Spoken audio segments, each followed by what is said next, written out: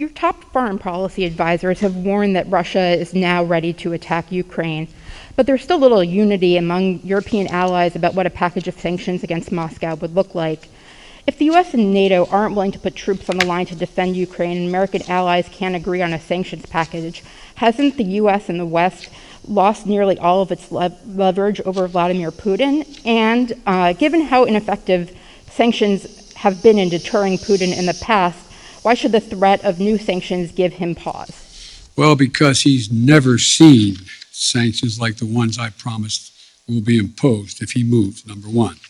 Number two, we're in a situation where Vladimir Putin is about to, we've had very frank discussions, Vladimir Putin and I, and the idea that NATO is not going to be united, I don't buy. I've spoken to every major NATO leader.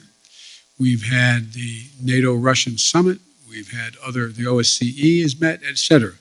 And so I think what you're going to see is that Russia will be held accountable if it invades. And it depends on what it does. It's one thing if it's a minor incursion and then we end up having a fight about what to do and not do, et cetera.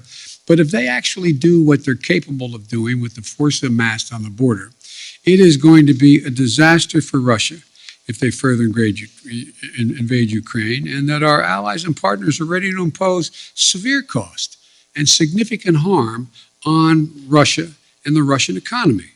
And, you know, we're going to fortify our NATO allies, I told them, on the eastern flank if, in fact, he does invade. I've already shipped over $600 million worth of sophisticated equipment, defensive equipment, to the Ukrainians.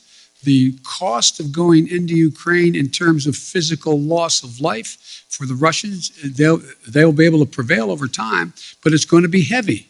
It's going to be real.